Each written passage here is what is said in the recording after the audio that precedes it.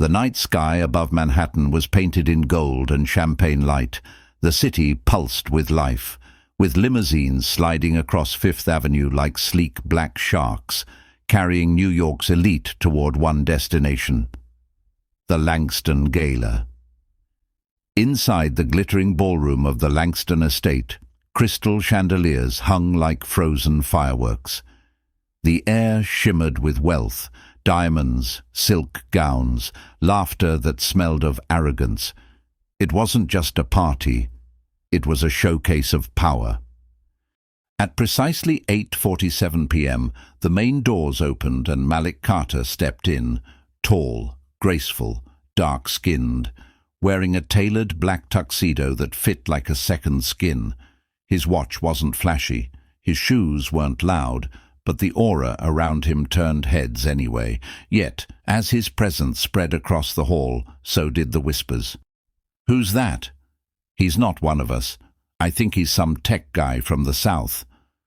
Malik had been invited personally by Edward Langston, the patriarch of the Langston family, a dynasty of oil and finance money. Edward had once told him, "We admire what you've built, Malik. You remind me of myself when I was your age." It sounded like respect, but tonight it felt like a setup. Malik's company, Carter Dynamics, had been making headlines, a black-owned AI firm competing with old money corporations. His success had made him rich, but not accepted, not by them. A waiter brushed past him, offering champagne. Malik declined politely, scanning the room, all pale faces, polished smiles, and careful laughter. Then his eyes met Charlotte Langston, Edward's daughter. She was the kind of woman who had never been told no. "Mr. Carter," she said with a smile that didn't reach her eyes, "you actually came." Malik nodded slightly. "Wouldn't miss it. Congratulations on the new fund." Charlotte laughed softly. "Oh, you've heard? We're raising capital for our tech expansion. Daddy thought inviting innovators like you might add diversity." The pause before diversity cut deeper than any insult could. Malik kept his composure. "Innovation doesn't need color, Miss Langston, just vision." Her smile tightened. "Of course, though some visions are harder to sell to investors." She turned away before he could reply. Around her, laughter flickered, sharp, controlled, rehearsed. Malik exhaled slowly. He'd learned long ago that power doesn't need to shout. It just waits for its moment. At the far end of the hall, Edward Langston stood on a marble platform surrounded by media lights. His voice boomed through the speakers. "Tonight we celebrate legacy, what generations have built, and what we will continue to own." He raised a toast, golden rings glinting under the chandelier.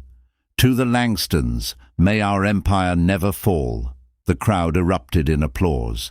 Malik's glass remained still. Then came the moment, the cruel joke disguised as charm. Edward gestured to Malik. "Ladies and gentlemen," he said with an exaggerated grin, "tonight we also have a special guest, a self-made man. Proof that with enough hustle anyone can make it, even from the streets." Laughter, polite at first, then real.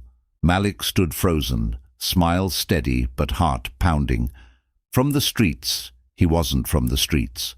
He'd graduated top of his class from MIT, built an empire from his own code, not crime, but to them, he'd always be the outsider, invited for decoration.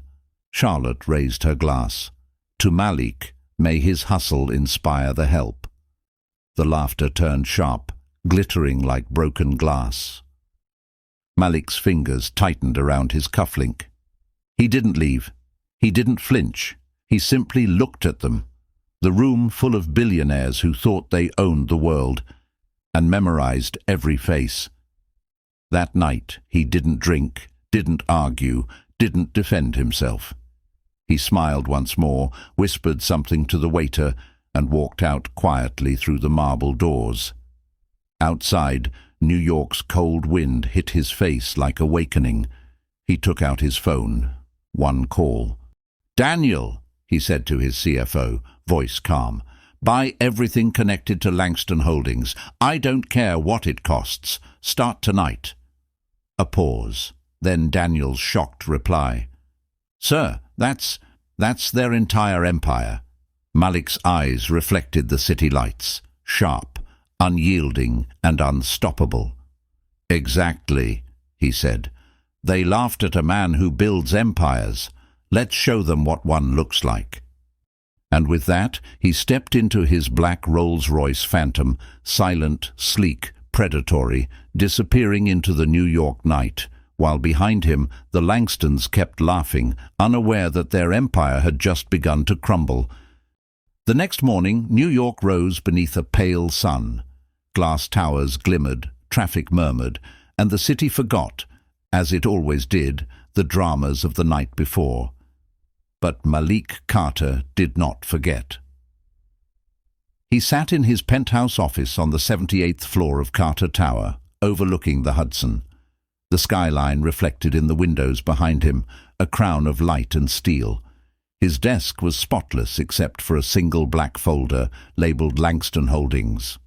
His CFO, Daniel Price, stood before him, a white man in his 40s, nervous, loyal, and brilliant in numbers. "Malik, you're serious about this?" Daniel asked quietly. "Buying Langston's empire isn't just business, it's war." Malik didn't look up from the folder. They declared it first. He opened the file. Pages of data, subsidiaries, offshore accounts, assets. Edward Langston's empire was vast.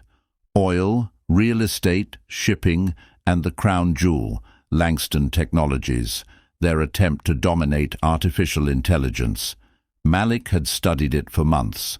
Their AI models were outdated, their algorithms shallow, their leadership arrogant.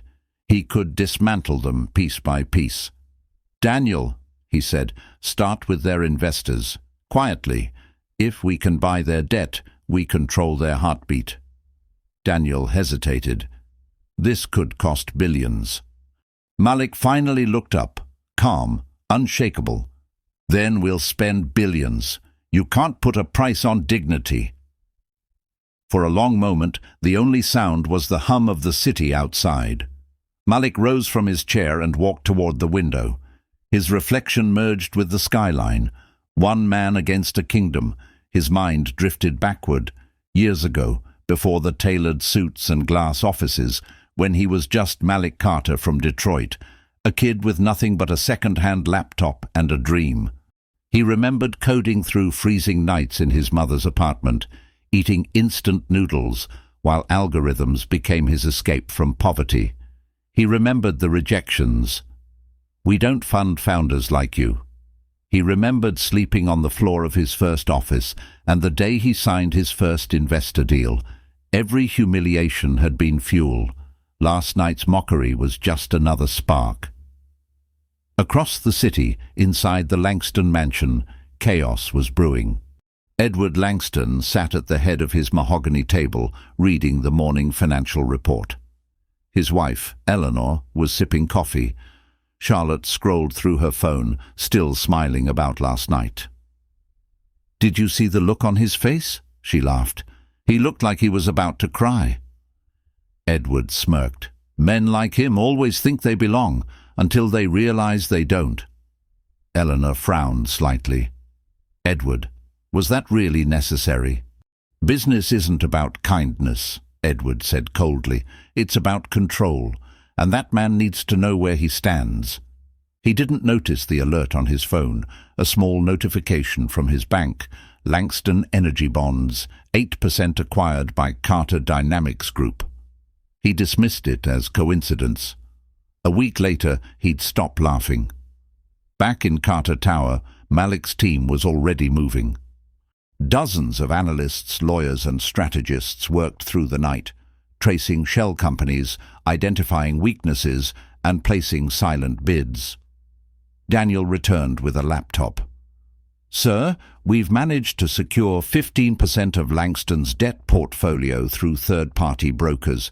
If we keep this pace, we'll have controlling leverage in 2 weeks." Malik's eyes glinted. 2 weeks is too long. Do it in 10 days. That's impossible. Then make it history. That evening, Malik visited his mother's house in Harlem. The old neighborhood hadn't changed. Cracked sidewalks, kids playing basketball under flickering streetlights. His mother, Lydia Carter, opened the door with tears in her eyes. "You're working too much again," she said, pulling him into a hug. "You don't have to prove anything anymore, baby." Malik smiled softly. "It's not about proving anymore, Mom. It's about finishing what they started." She looked into his eyes, tired, determined, haunted. "Just remember, revenge doesn't heal. It only burns slower." He didn't reply. Some wounds didn't want healing. They wanted justice. 10 days later, the Langston boardroom was in uproar. Edward slammed the report onto the table. "What do you mean Carter Dynamics owns 42% of our debt?" His CFO stammered. "Sir, they've been acquiring through intermediaries. Cayman, Zurich, Singapore. Every time we trace it, it leads back to Carter." Charlotte's face turned pale. "He's doing this because of that night." Edward clenched his fists. "He doesn't have the capital to take us down." But deep inside, he wasn't sure. Meanwhile, Malik stood before a digital wall of data, charts, graphs, glowing red alerts marking Langston's falling stocks. "They'll panic soon," Daniel said. "Good," Malik replied. "Let fear do the talking." He pressed a button, a quiet command that executed millions in trades. The stock exchange ticked like a heartbeat accelerating toward a climax. By nightfall, Langston's empire was trembling.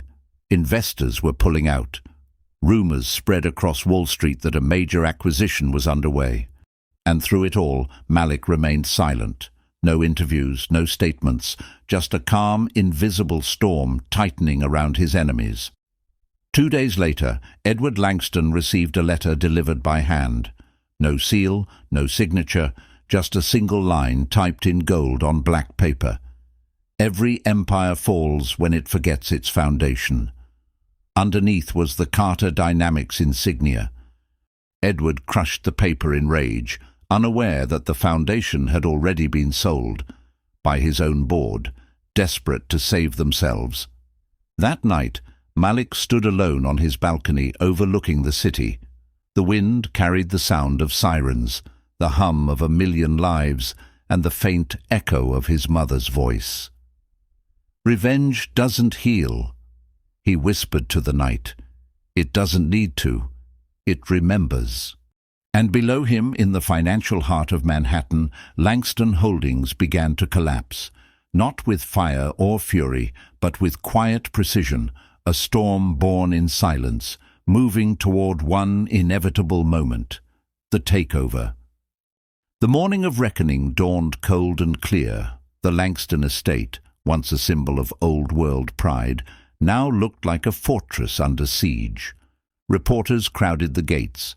Helicopters circled overhead, and headlines screamed across every business channel. Carter Dynamics acquires controlling stake in Langston Holdings. Black CEO buys the empire that mocked him. Inside, Edward Langston stared blankly at the television. His face, once a portrait of power, had aged a decade overnight. Across the ticker, the name Malik Carter scrolled again and again. The man he had mocked at his own party, now the man who owned his entire legacy. Charlotte paced the marble floor, her phone buzzing non-stop. "Dad, we have to do something. We can call the board, renegotiate, something." Edward slammed his fist. "The board won't answer. They've already switched sides." Charlotte froze. "What?" "They voted this morning," he said bitterly. "Carter Dynamics has full control. I've been forced to resign." Silence, the kind that hums like thunder before lightning strikes. Across town, Malik Carter stepped out of his car in front of Langston Tower, the headquarters of the family empire. Dozens of cameras flashed. Journalists shouted his name. But Malik didn't stop. His stride was calm, elegant, unstoppable, the same calm he had the night they mocked him. As he entered the glass building, employees whispered, some clapping quietly. Others bowed their heads, ashamed. He rode the elevator to the top floor, the same kind of elevator where it had all begun. The mirrored walls reflected his face, composed yet human. He could almost hear Charlotte's voice echoing from that night. "You actually came," he smiled faintly.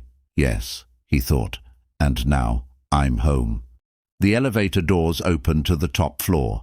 The Langston boardroom, vast and luxurious, now filled with Carter Dynamics executives. Daniel stood near the window, handing Malik a folder. "It's done," Daniel said. "You now own 97% of Langston Holdings."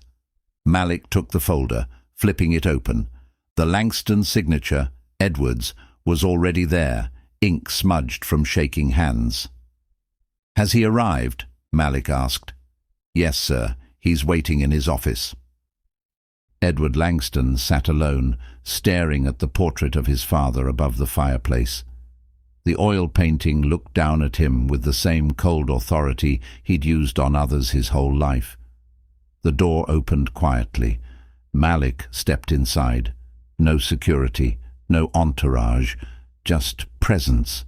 For a moment, neither spoke. Only the ticking of an antique clock filled the silence. Then Malik said softly, "You once told me you admired me." Edward looked up, eyes hollow. "I did, until you became a threat." "I didn't become a threat," Malik said. "You just couldn't accept that I didn't need your approval to succeed." Edward stood, trying to summon his old confidence. "You think buying my company makes you my equal?" Malik stepped closer, his voice low, steady. "I didn't buy your company to be your equal, Edward. I bought it to end the game." He walked to the window, overlooking the city skyline. "You taught me something at that party. That legacy is power. But legacy built on arrogance eventually eats itself." Edward exhaled sharply. "So what now? You destroy everything I built?" Malik turned to him, eyes calm. "No, I rebuild it, without the corruption, without the cruelty, without the glass ceilings you used to keep people like me out." Edward's jaw trembled. "And what do I have left?" Malik looked at him with something almost like pity. "A lesson." He placed an envelope on the desk. Inside was a check, generous enough to live comfortably, but not lavishly. "You'll step down quietly. Keep your dignity." "I don't destroy men, Edward. I just remind them who they really are." Then he turned and walked out, leaving Edward alone with the portrait of his ancestors, all pale faces watching a legacy fade into history. Downstairs, Charlotte Langston waited, pale and trembling. When Malik entered, she stood, eyes filled with 1,000 unsaid words. "You planned all this," she whispered. "From the moment you walked out that night." Malik paused. "No, I planned it the moment your father taught me that respect can't be requested. It has to be taken." Charlotte swallowed hard. "You could ruin us completely. Why haven't you?" He looked at her for a long moment. "Because I remember what it feels like to be humiliated. I won't become the same monster I fought." As he walked past her, she whispered, "I misjudged you." Malik stopped. Without turning, he said, "No, you revealed yourself." And then he left, quiet, composed, unstoppable. That evening, Malik returned to Harlem. His mother was sitting on the porch, watching the sunset. When she saw him, she smiled gently. "I saw the news," she said. "So, did you win?" Malik sat beside her, the weight of silence between them. The wind carried the faint hum of the city, his empire now, yet somehow distant. "I don't know if winning feels like this," he said quietly. "It's quieter than I expected." She chuckled softly. Because peace isn't loud, son. It's earned. He looked out at the horizon, orange light spilling across the rooftops. I thought revenge would heal me. It didn't. His mother placed her hand over his. That's because revenge was never the cure. Respect was. Malik smiled faintly. The city below glowed like a living heartbeat. Then maybe it's time to build something new, he said. Something that outlives the noise. And as the last light faded from the sky, Malik Carter, the man they once mocked as a token, the man they laughed at in a golden room, became the symbol of a new era, not just for himself, but for every dreamer who had ever been told they didn't belong.